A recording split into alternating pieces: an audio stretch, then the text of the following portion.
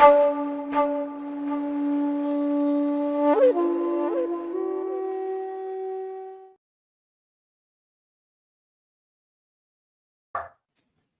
up, guys?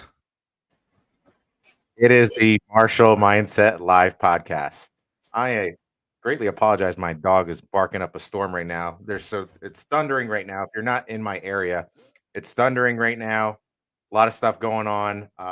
My dogs are freaking out, so totally apologize for that. But yeah, episode one. We've been talking about doing this for quite some time. Yeah, we have. It's been at least like what, a few years, Yeah, maybe more than that. yeah, a few years about doing this. Never really had the time or and all that fun stuff. But we got it together, and you know, um, it is what it is. But so Omar, why don't you give people that don't know you a little history, background on yourself, and I guess I'll do the same right after you.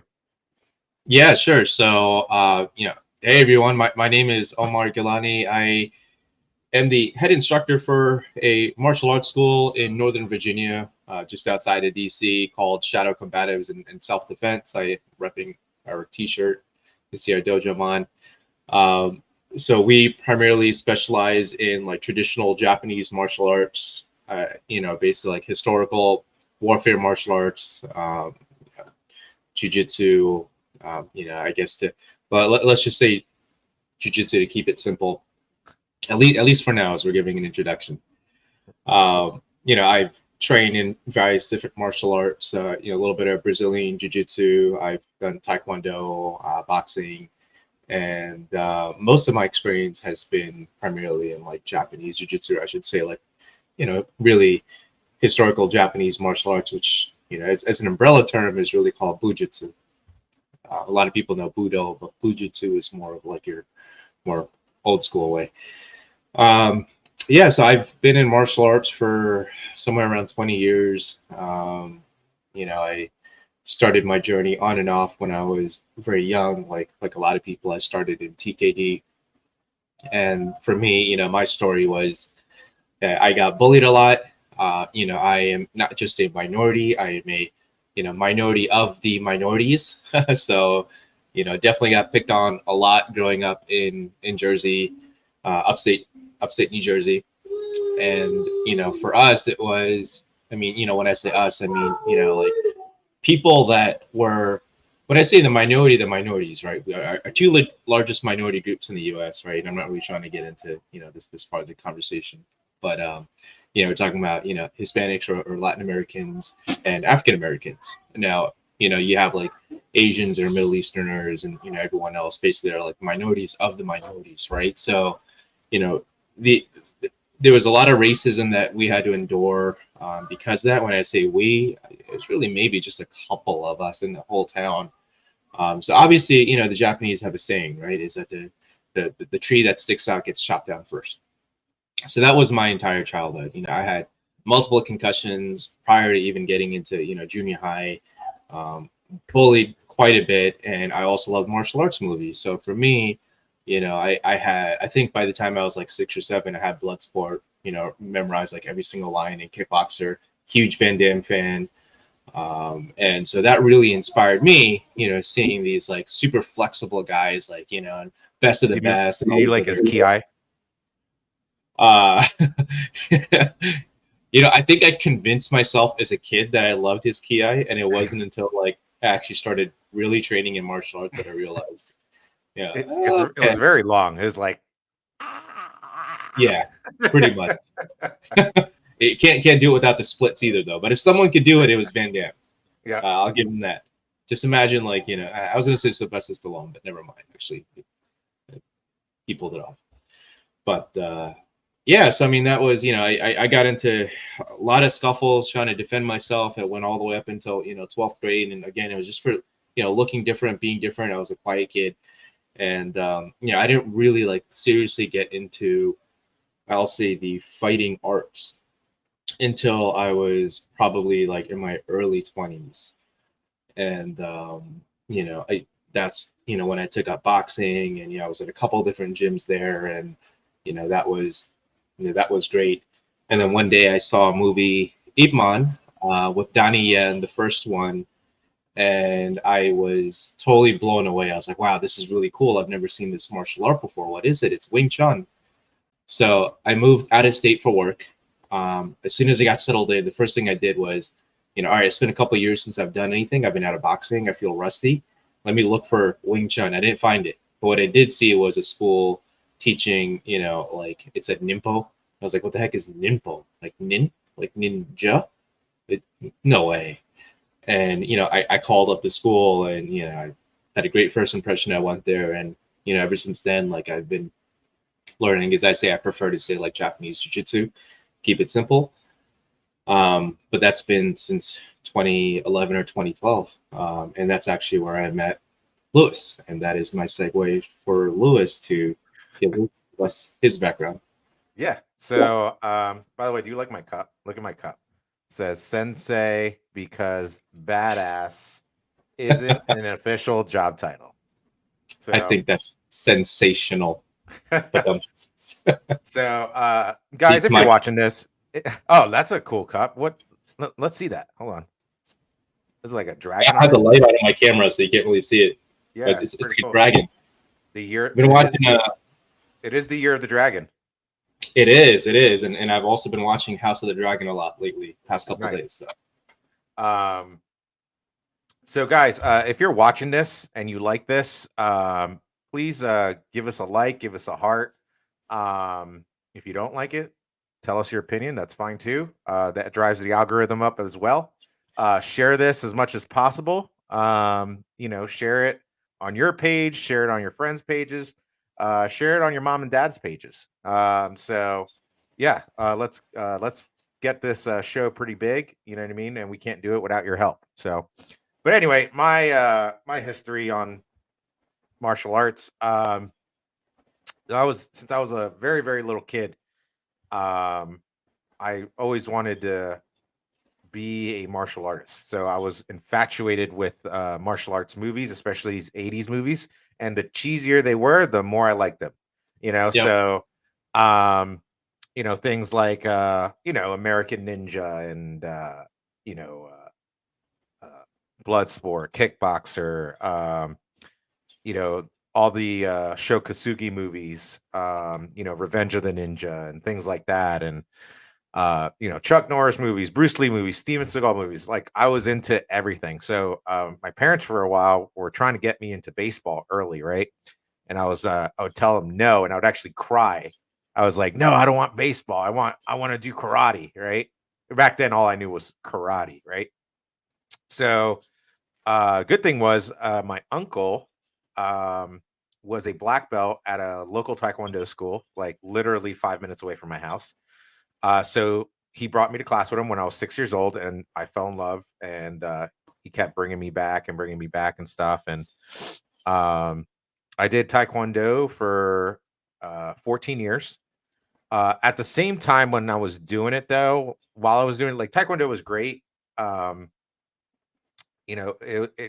It brought me competitiveness and focus, discipline, and all that fun stuff. And but I felt like there was always something missing.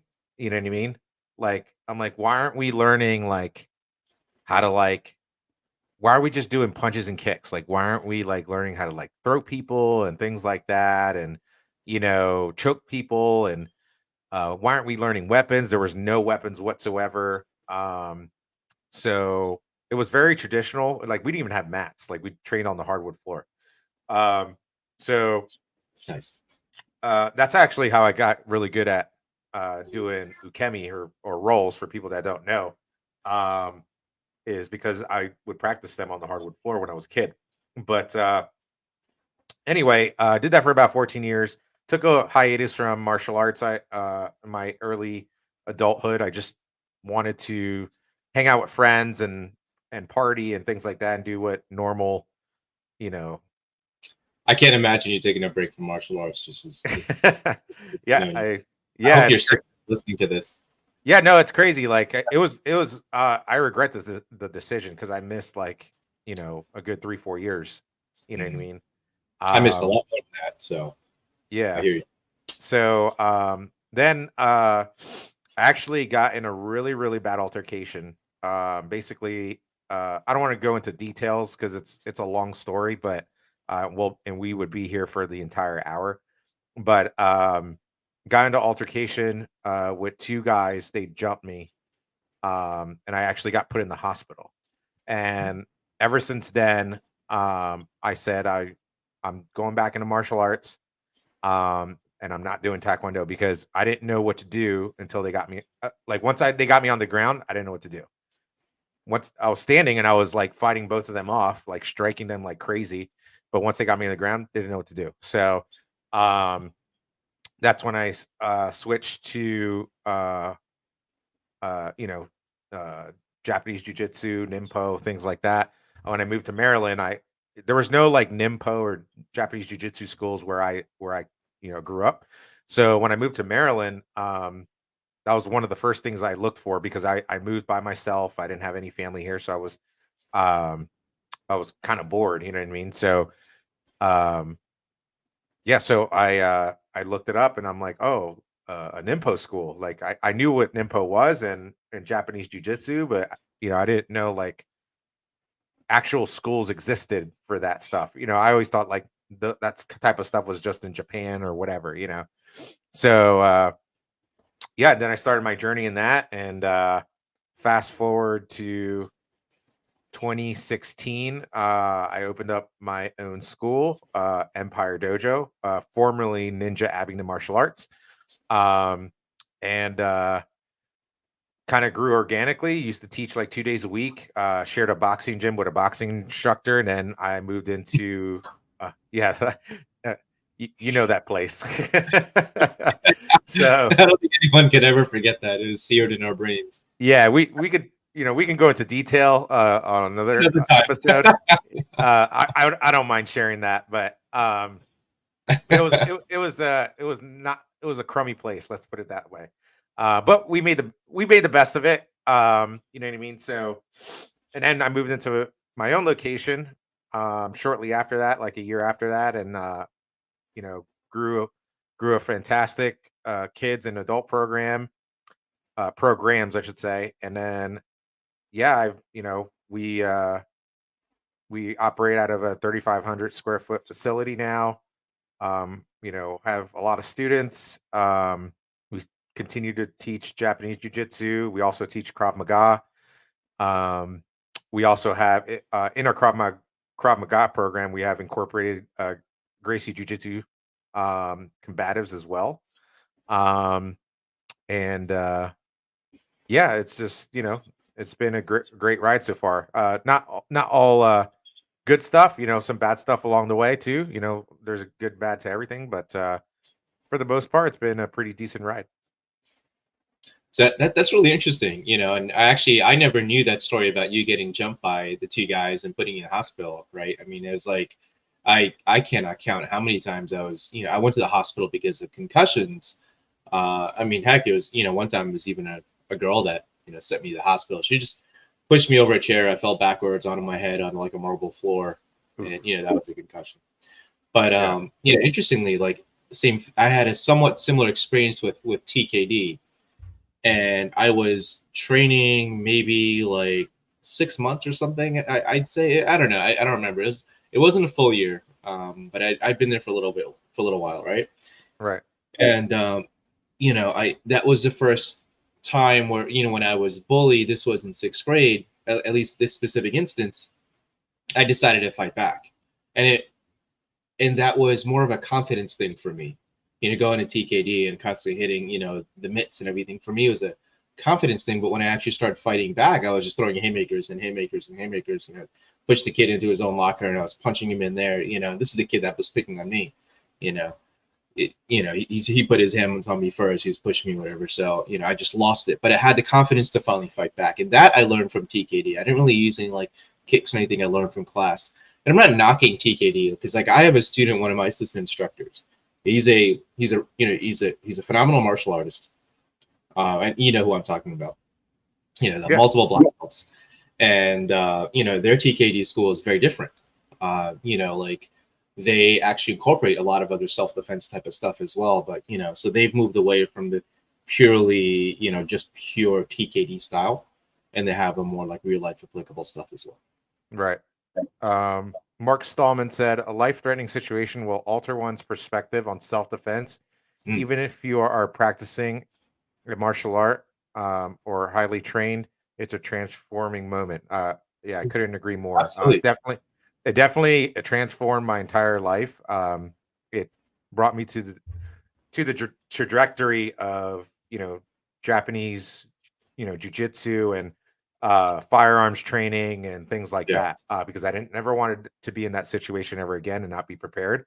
Um, but thank you for the comment, Mark. And again, guys, if you're watching this, if you have any comments or questions, feel free to type them in the chat.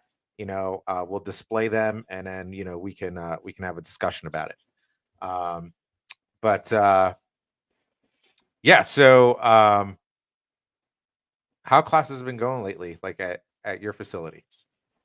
I was actually just talking about this as we were setting up our live stream with another one of my students. Uh-huh. And it was like it's interesting because for me summer has actually been pretty slow because a lot of people are on vacations and things like that, right? But in general, I started kids classes, so that's been really rewarding. So How many kids do you have now? about 11, and a Nice. few more coming in within the next couple of weeks. Yeah, I mean, this was, I started my kids program with 10 students, and this is just a couple months ago. And really how this opportunity came around was it's interesting. I did an anti-bullying program. I taught it for completely free. I did it for 4 weekends for a month. And, all I wanted to do was just help kids that were being bullied, because for me, that was it's a real soft spot. I get really heated, when I hear about kids being bullied. I've got 2 girls. I take, anytime, one's 3, she's not in school yet, but the older one, there have been multiple instances where she's been bullied, a couple of times where she's been sent home for being the aggressor, which is funny. But she's not here to hear me say, how proud I am. But, you know, when I say aggressor, I mean that very mildly. But I got to remember where, we talked about our schools. So. Yeah, so with like beyond that, I mean, it was like I started the program, when the anti-bullying program. I did it for 4 weeks, and then when I was done, it wasn't until like a month later where a lot of those parents that didn't, most of them, the parents that did not attend actually reached out to me. And so we really like what you did, and we really appreciate if you set up a program. I said, well, I'm not interested. I don't want to teach kids. This is not my my job. This is just my passion. I have a regular 9 to 5. I don't really want to do it. For those of you that, like you, Lewis, that have an actual business for school and teach kids, how difficult that is. And I hear you talk about how difficult it is all the time. So it's not, at that time I was like, I do not want to do it. Yeah. Eventually I realized that, what, like, I'm being stupid. This is being handed to me on a silver platter. Yeah. I've got 10 parents that literally just said that they want me to start a program, and that's what I ended up doing. So after a couple months, that's what I did. And now it's like the parents love it. The kids are having a great time. I'm blessed because the kids are already like really well behaved, and the parents are totally into it. So yeah. And my main focus is really on my adults. At least that's what originally it was. Now it's, I would say, like 50. I probably got about the same size class for adults. A very small size school, about 25 people. But your school, yours is different. How's it been going for you? Yeah, it's been going okay. I just awarded a few new black belts in our junior program. And when I say junior, that means kids. So in my school, a junior black belt is different than an adult black belt. And I think a lot of schools do it that way too. But that's been recent. We during the summertime, you talked about the summertime. A lot of students think like, oh, it's summertime and I don't have to come to class. It's a good time to take a break and that could be farther from the truth. You know as well as I do is, um, martial arts isn't seasonal. It's not a seasonal sport, right? It's not, depending on what martial art you do. It's not a sport, period. But um, it's not, it's not like soccer or whatever. And I'm not saying you can't play soccer year round, because I know some people that do, but you get what I'm coming from. You know what I mean? Yeah.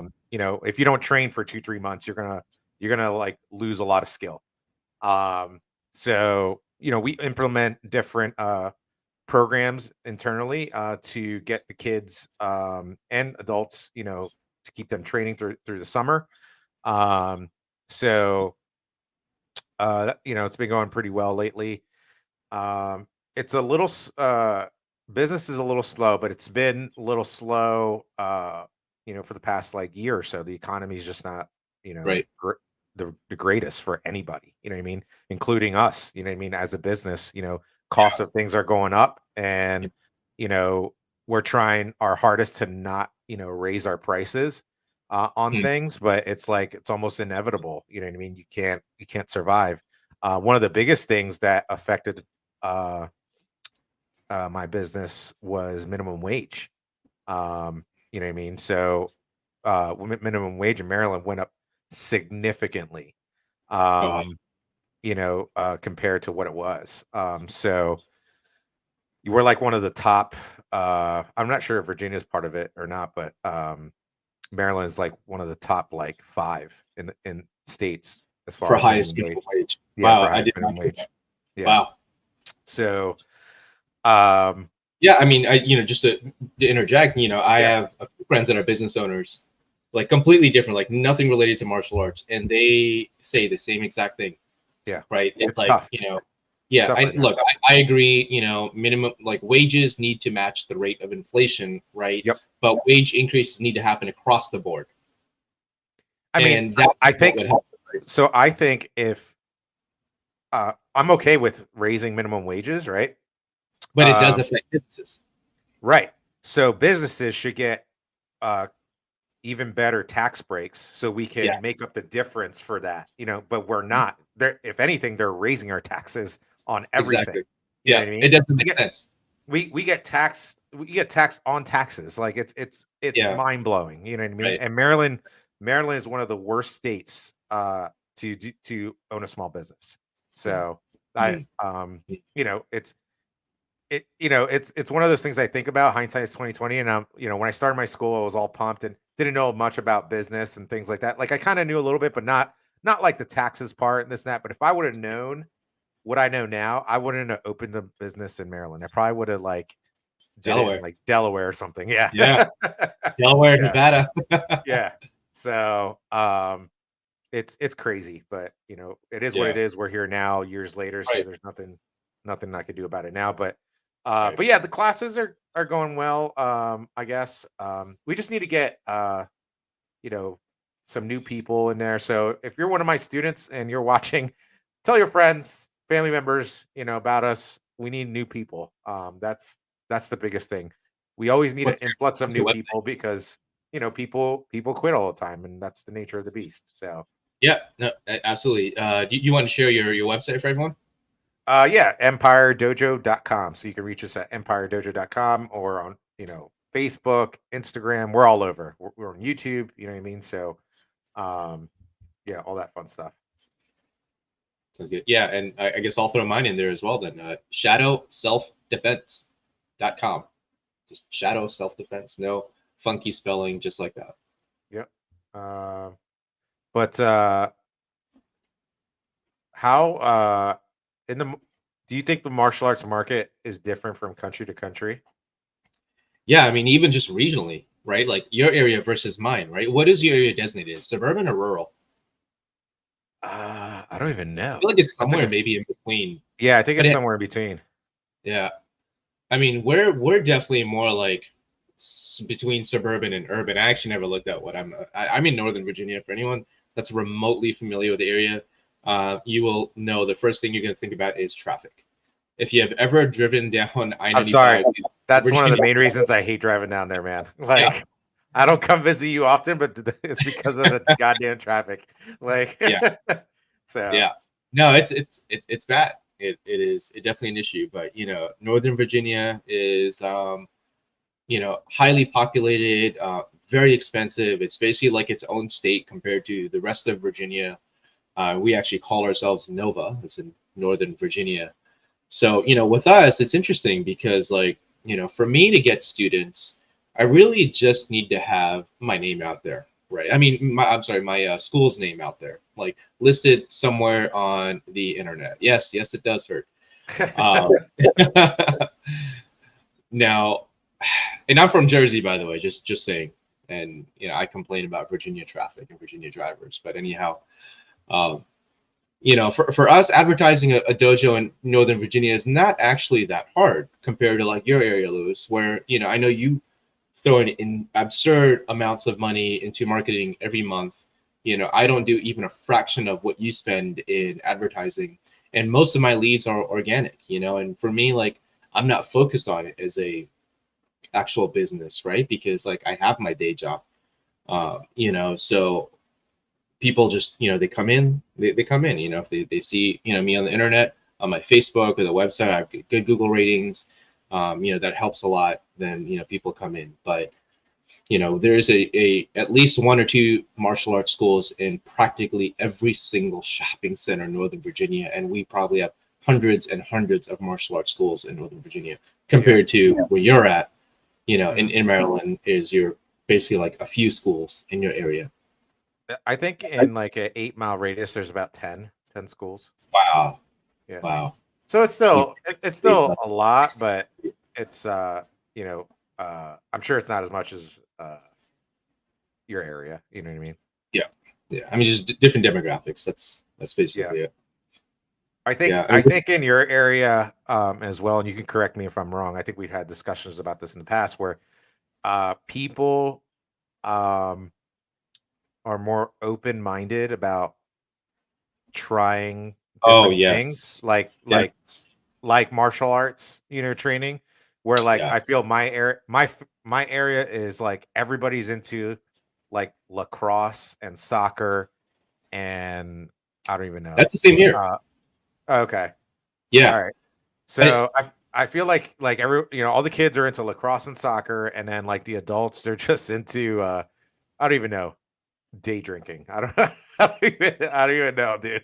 Like and like hunting and things like that. Like and crabs.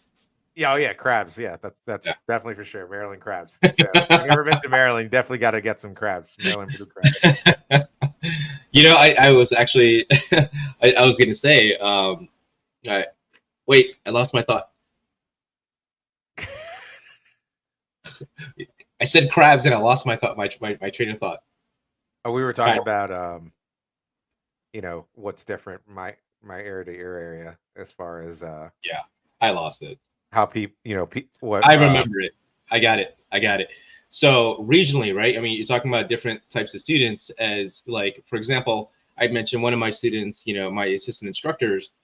He's also an assistant instructor at a TKD school in DC. And the types of students that they get are completely different, right? So they rent out like a church. They rent out the whole church. I don't think they charge either nothing or it's like next to nothing. And so the majority of the people that they get, and this is like, in the one of the rougher areas of DC. So obviously the types of students they get are different, right? They've had a rougher upbringing. So for them, they're turning these guys into killers like, very quickly, because they already have some level of aptitude in fighting and facing like obviously different lifestyle, right? Mm-hmm.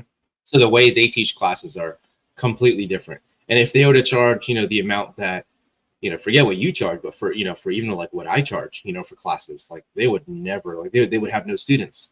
So demographics are a huge part of martial arts, and knowing what area you're in, making it realistic, what you advertise as how much your classes are. And I mean, that's just within the US. That's not even talking about US versus like Japan or like across different countries. Right. Sev said, just as a segue to both the story shared, how do you guys make it through the freeze response that tends to happen when the level of violence gets physical? And is there a way you train to get around it? That's a very good question, and I'll explain That's my take on it. Basically, the situation with me and when I got jumped by two guys, there was no freeze response with me. So by that point, I've been trained. I've been training for many years, um, and I've practiced you know f- live sparring situations with multiple opponents. By then many times. Uh, what what happened at first? Well, basically, I parked my car. I got out of my car, and two guys jumped out of the bushes, and one was in front, one was in back. Right. So I already knew like this is bad. Like immediately I went into self-defense mode. I clenched my fists. You know what I mean? Like I was just waiting to see what they were gonna do. how many years And in martial arts had you spent up until this point? like 14. Oh wow, okay, Yeah, 14 years. So this is before I started Japanese jiu-jitsu. But gotcha. so they came, and I've trained in this many times, in sparring, like, having a front opponent and a back opponent, right? So um I made sure to see them both. So I didn't, I kind of adjusted myself to see both of them. So not one of them is behind me.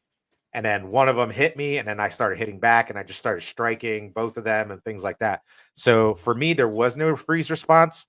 Um, but I know what Sev is talking about because that happens to a lot of my students when they first start training. And you know, the only way to train for that is to train. Train, Yeah, yeah, you have to get in a martial arts studio. You have to train those situations. Like for example, like my students, and I know you do it too, but we do stress inoculation drills, right? So we put them in uh live action situations where they have to possibly defend against multiple opponents, or one opponent has a knife and the other person doesn't, or one person is on top of you and then their friend is coming over to try to kick you in the head or whatever. So we train for that. You know what I mean? So if you're trying to learn self-defense, right, and the martial arts school that you're trying out or you're attending is not training those situations, you're in the wrong school. You know what I mean? If you're training for sport, great, and the martial arts school is teaching you how to win, belts and trophies and competitions, and that's your thing. Then that's your thing. No, power to you. But if you're training for self defense, and if you want self defense, and your martial arts school is not training those types of situations, like real life, hey, this could possibly happen, multiple opponents, things like that, then you're in the wrong school. I can't be more yeah. frank than that. Would you agree or disagree? No, I 110% agree. I mean, you said most of what I already wanted to say. I will add though, like that freeze response that you get. I mean, yeah, I mean that's something you get from, obviously the more you train for something, right? Yeah. I mean, one thing that humans, I'm going to take this in kind of a weird angle, right? The reason why modern humans have evolved over Cro-Mags or whatever any of the other races is because of our ability to adapt, right? And the more you adapt, right, like you just get used to things. We have such an uncanny ability in the human mindset to adapt to things, to normalize things, that would otherwise cause us to shut down, right, like a fear response. So that's something like it's just like it's a skill that you have to hone, and you have to keep going into your dojo, dojang, gym, whatever it is. Keep training for it, and it has to become muscle memory. I Yep. always tell my students, if you have to think about a response, it's too late already. Yep. It has to be muscle memory. It's really just train, train, train. Yeah. It's there's no way to get around it.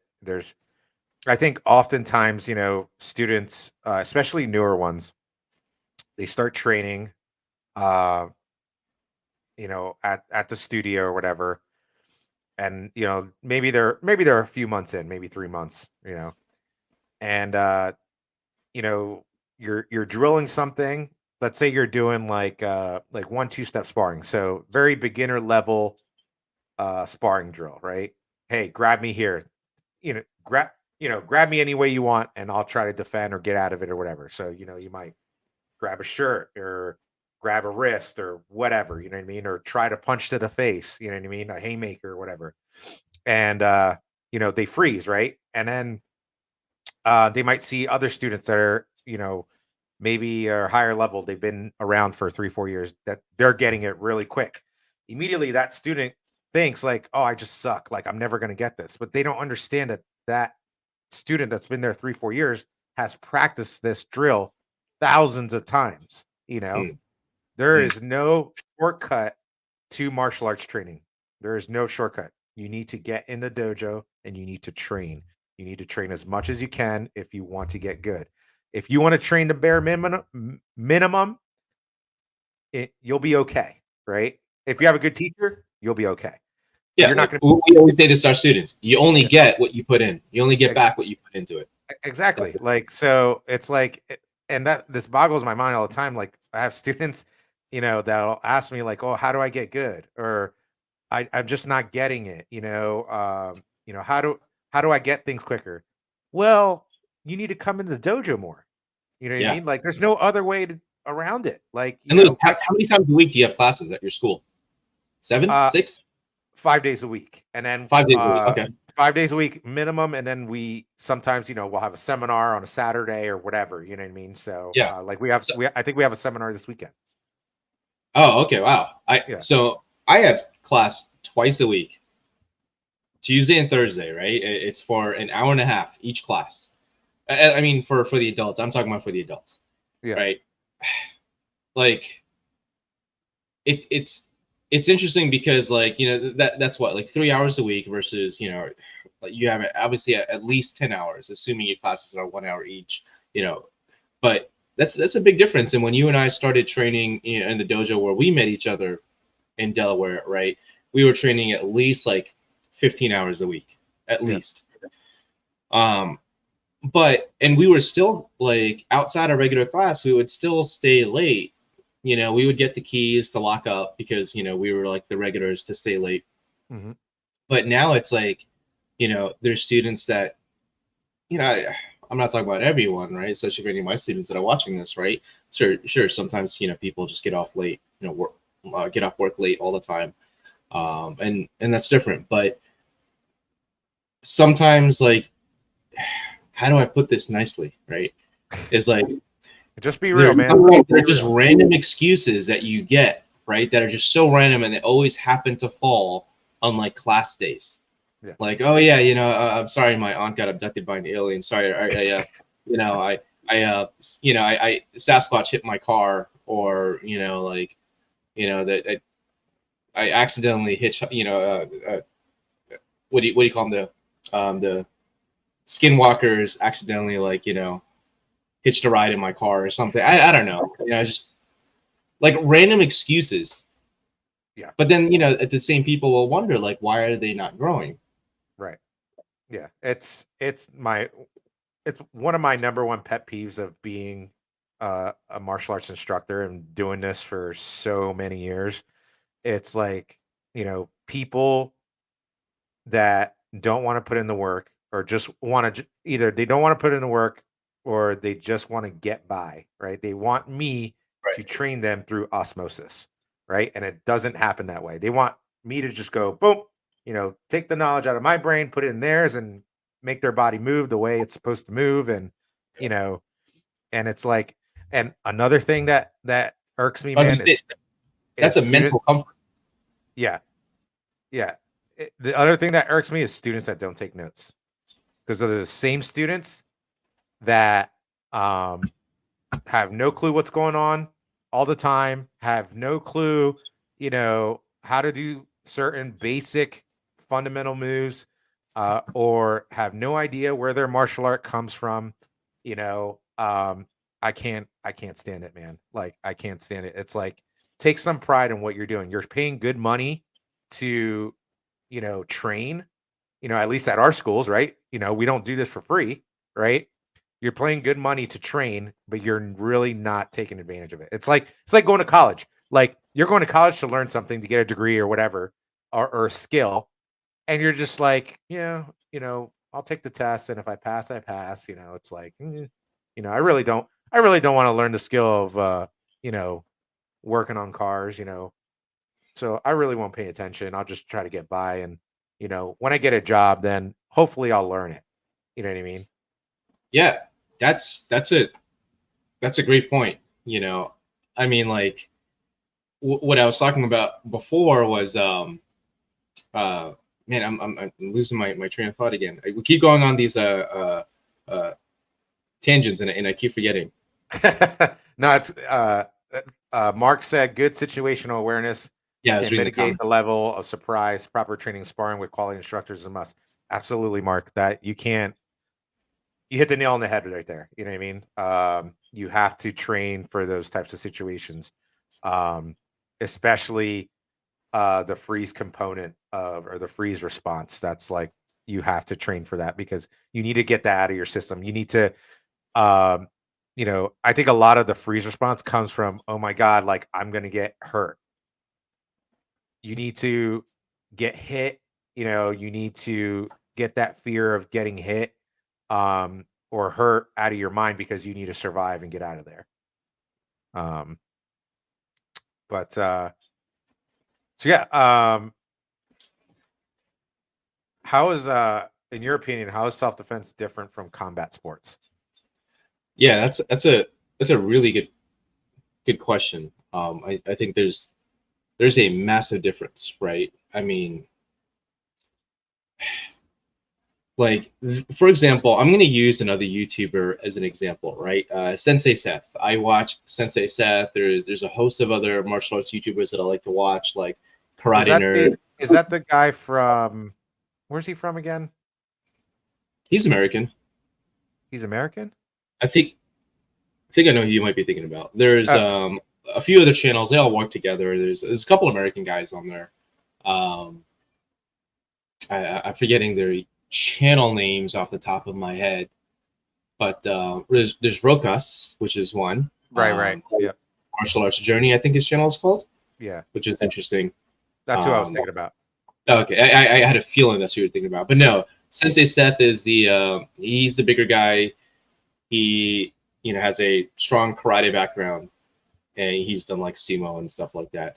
Have you watched the self defense championship video No, I that haven't. was posted by? Highly recommended. I think it was like 5 or 6 episodes or something, and they're getting ready to do like a season 2 actually, releasing in September. Very very cool stuff. Worth a case study on that, like to discuss that probably for another time. But anyhow, in a completely separate video that Sensei Seth did, and I saw this maybe a few weeks ago. He watched 50 videos online on YouTube, just random videos he pulled up of people getting attacked in the street. And out of all those 50 videos, he saw only two people. I mean, two videos of those. Only in two of the videos, someone threw a kick like once, and both times it was like a front, like a push kick to try and push someone away. Not Yeah. like something you'd see in TKD or karate or Muay Thai or something, right? Nothing fancy. Literally just like to push someone away. Everything else was, people throwing haymakers and 1-2s, jabs, crosses to the face. No one was going for body shots or anything like that. That's pretty much like the rest of the 48 videos. And he randomly pulled these up. So now when we're talking about, you know, what works for self-defense, I know a lot of people, will say like there's no such thing as self-defense. Well, let me tell you, there is. And 90 to 95% of self-defense is actually not physical. Right. That 5 or 10%, whatever, believe it or not, the reality is you're training for a worst case scenario. Mhm. But a self-defense school, any good self-defense school, is going to help train you for that 90 to 95% as well, which is what's the number one thing: awareness. Right. Right. If you're not telling your students to put their phones down, or like how to, like when you don't walk straight around the corner late at night, don't go through dark alley. I mean, that's common sense stuff. Don't go through dark alley at night, right? But I mean, you'd be surprised how many people still do stupid stuff like that, or how many people go around like this on their phone, walking around Oh, I see outside. it. I see it all the time, especially with females. I see it Yes. all the time in my plaza. You know, um, you know, I saw one time a guy walking right behind a female, and I don't know if he was gonna try to do something, but he was walking really close behind her. She had no idea this guy was Uh, behind her. She uh, was just on her phone, not paying attention. just the And principle. yeah, but I was watching him because I was like, if this guy does something, like I'm Yeah. going after him, right? So she was safe in that sense, because she had Yeah. like I guess you could say I was her eyes behind her back. This was like a few years ago, but Wow. but yeah, I see it all the time, man. You're preaching to the Yeah. choir.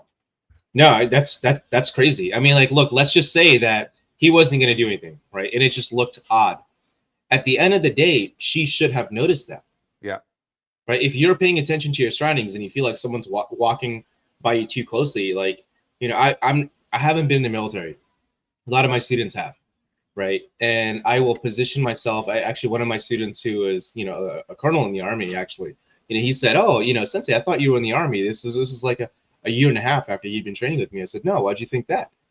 He said, "Oh, it's just the way I think he said something like the way you teach or whatever, your personality or whatever."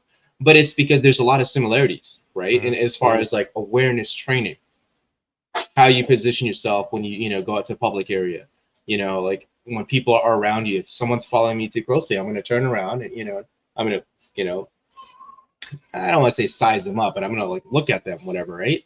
Or maybe I'll just let them pass and then I'll start walking again. These types of things need to be normal for everyone. We live in a Yep. different society today. Most people walking around outside are cowards.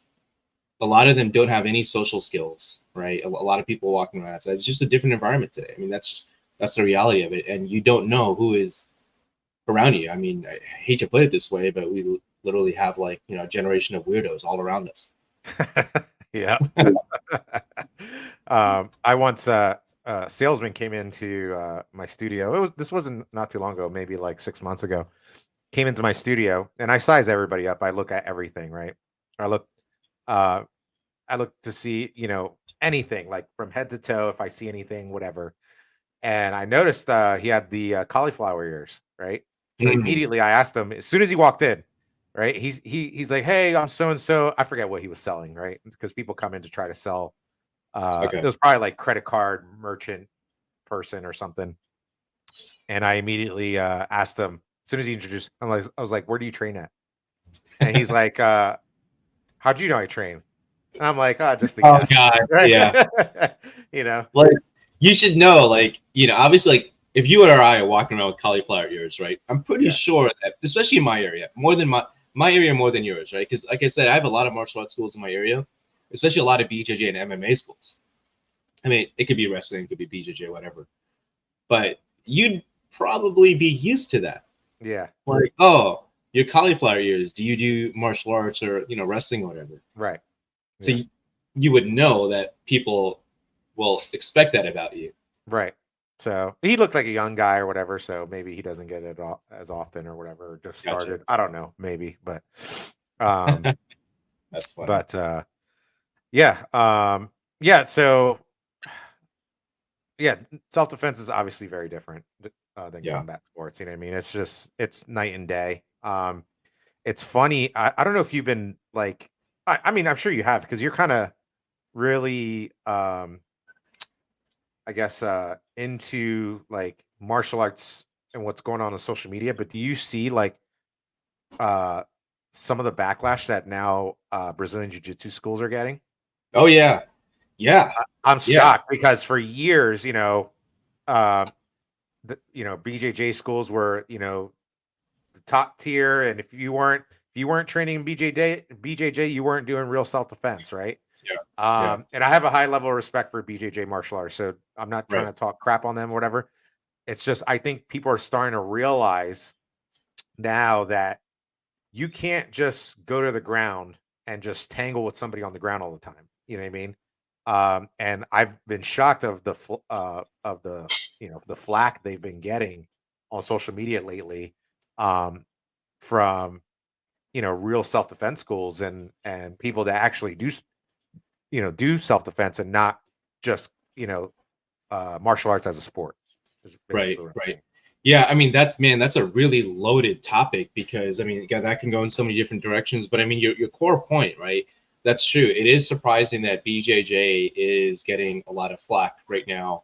If we're talking about UFC now, you have all these like Dagestani, UFC fighters, with Sambo and stuff like that, and they're saying BJJ is like this, and BJJ is saying Sambo is not legit. That's going back and forth. But then there's also like, in my MMA gym where I was at for not a long time, but I really liked the coaches there. The BJJ, it was a Gracie Jiu Jitsu program, which is different than like your standard Brazilian Jiu Jitsu program because it has like self defense aspects to it, right? Yeah, But the interesting thing is though, is like at the end of the day, the core art still involves you, like pulling someone to the ground. Sure, there's some stand up, right? But it's like the ground is obviously the main part, is their main strength. And when you're outside, like you don't know if it's going to be one on one, right? And pulling someone down on the ground is not always the best option. right. And like obviously, like if you're, I remember there was one of our seminars we did maybe like 6-7 years back. I think it was one of your friends that came, that had quite a bit of like BJJ experience. She was like a purple belt or something. Purple belt. I don't think she was a brown belt, but she was chasing after one of my students. It was an outdoor seminar, and it was at night in a park. Right, it was part of the training. Oh yeah, And she was like a purple belt in it was BJJ. I remember her mentioning it. no, so they yeah, so it was a karate studio, but that she went to, but Oh, they also did they also did a little bit of BJJ on the side as well. gotcha. Okay, Yeah, so maybe that's not the best example, but yeah, in this case, I'm gonna try to use it, and I don't want to get blasted by all the by BJJ friends out there. I'm not knocking on the art, right? But I'm just saying, like it was she out grappled, my student who was a decent grappler, by the way, my student. She out grappled him, and I just came up from behind. I just threw in like a rear naked choke, and she tapped out. I was in the training as well, right? But it yeah, was very easy for me to do. So it was a multiple attacker situation. Sure, if she was a brown belt or black belt situation, could have been different, whatever. Or maybe if she was learning in a proper BJJ school, she was good. Don't get me wrong, yeah, but it's like whatever art you learn has a purpose. At least, I feel like everyone needs core skills in martial arts. I feel like boxing is one of them. Boxing or maybe Muay Thai for striking, and then grappling like wrestling or BJJ. Those are great core skills to have in like the fighting arts. right. Wrestling or BJJ from a grappling perspective, and striking, boxing or like Muay Thai. That's my personal belief. So I'm not knocking them, but I think that there's more aspects to most martial arts. And I think that people, I think that just needs to be a bigger conversation. Yeah, I think it all comes down to uh the type of school you go to and the type of instructor that's there or instructors, right? That are there.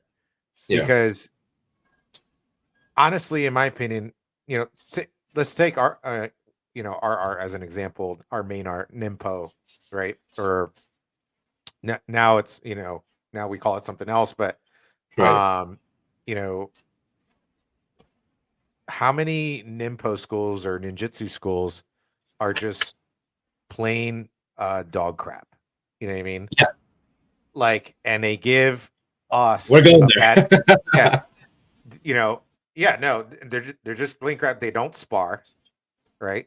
They don't they don't practice sparring. They don't practice grappling. Um, they practice too much of the traditional stuff, right? Yeah. Um, Right. and the stuff that doesn't really work. You know what I mean? A lot of the long movements and things like that, right? Um, and the tech the katas that are like far away and things like that, right? Yeah. Um, and I think it all depends on what school you go to. You know what I mean, and what your instructor is teaching you. Um, you can be taking anything, right? You can be taking kung fu, you can be taking karate, you could be taking um whatever, you know, wrestling, whatever. But how is your instructor applying it for the day-to-day altercations?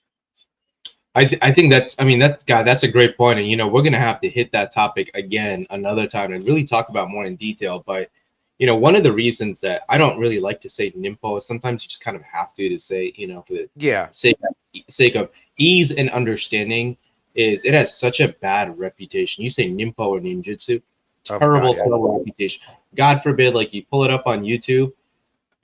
I mean, I look it up and it's cringy to me, Yeah. you know. But it's like it's it's horrible for the reasons that you mentioned. Now, you know, for a lot of people, it's like a fantasy role playing thing, right?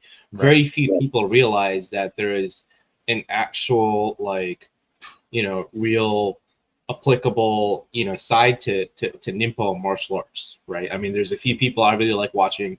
I like watching uh, Akban videos. I think most of his stuff, not all, but most of his stuff is pretty good. You know, like modern Adaptations. adaptations to a lot of the techniques, which is really what it's supposed to be about, right? And then you have God, there's a guy from one of Stephen Hayes' students in Chapel Hill, North Carolina. Yeah, he's actually a former BJJ black belt as well, by the way. Yeah. I forget his name. I follow his YouTube channel. He's really good. Yeah, good Yeah. stuff, good stuff. And then there's a Bujinkan guy, very very popular. He's somewhere out in, I think, like France or something. Um, so somewhere in Europe. Are you talking about Duncan Stewart? No, no, not Duncan Stewart. He has a bit of an accent, and the Crodiner Jesse Enkamp actually did a video with him. Oh On yeah, I forget that well, guy's name. yeah, very very popular. Oh, Yeah. God, I wish I could remember his name. I want to give him credit where it's due. Um, maybe we'll just mention the next video, and I'll do my research and give him the proper credit. But you know, there's some guys out there that really know their stuff, you know, and it's more than just teaching history, right? It's actual, like, stress inoculation testing, lots of sparring. Almost every single one of my classes, like, we make it a point to do, you know, different styles of sparring, right? One day it's striking, one day it's grappling, maybe one day it's like, you know, multiple attackers, whatever, see how long you can survive. But stuff like that, we need more of in our community. Until then, we're going to keep saying jujitsu, Yeah, no, I hear you. It's which really like, it is. hopefully, you know, schools like ours, and maybe, you know, if our students ever open schools, can kind of reshape that name for Japanese Jiu-Jitsu, Nimpo, Yeah, whatever, you know, um, because it's been tarnished for quite some time, you know. Unfortunately, you know, the 80s boom happened, that tarnished it.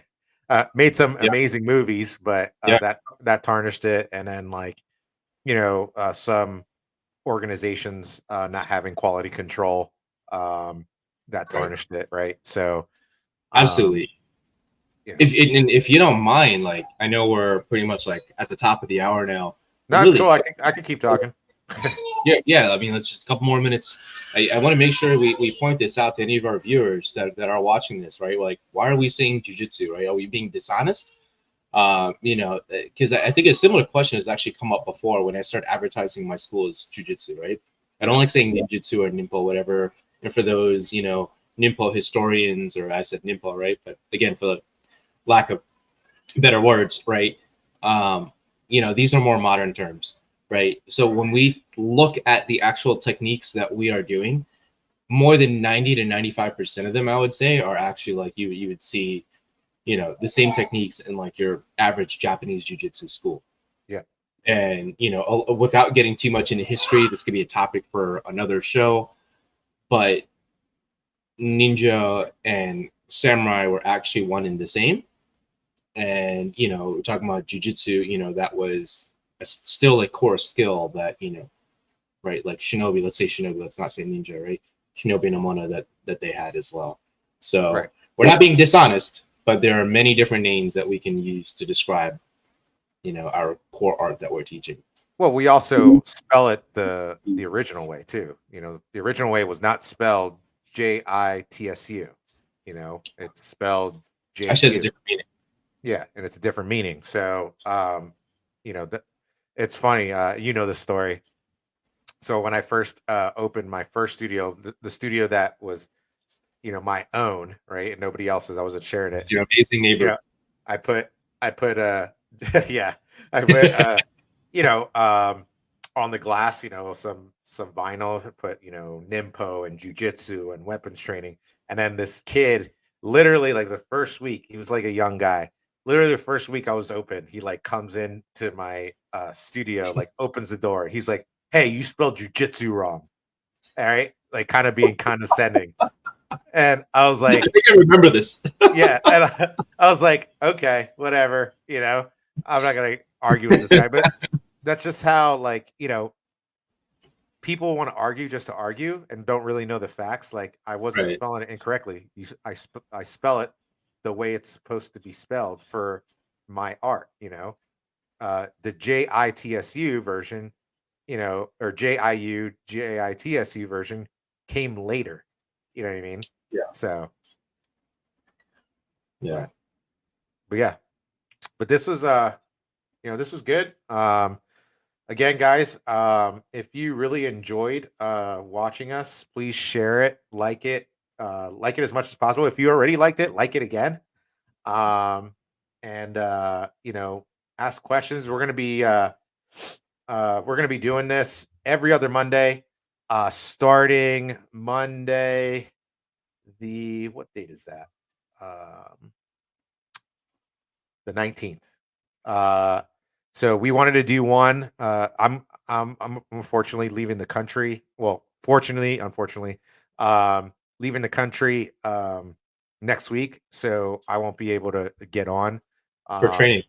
yeah, for training, I'm going to be seeing my teacher. So and I'll also be uh, hopefully testing for my 5th degree black belt. Very Um, nice. so we will start it on the 19th, and we're going to try to do this every other Monday. If it gets super popular, who knows? We might be doing it every week. Who knows? But thank you guys for commenting. Sev said, "Thank you for the podcast, guys. It was really dope. Looking forward to many more." Awesome. Enjoyed your comments. When you guys comment and ask questions, it kind of really makes the show more exciting. So thank you very much. But any last words you wanted to say? Yeah, no, I was gonna say, I am a little bitter that I cannot join you in the international training. I really, really wish I could make it. Unfortunately, things keeping me back here. So best of luck there. Best of luck on your test Thank over you. there for your 5th degree.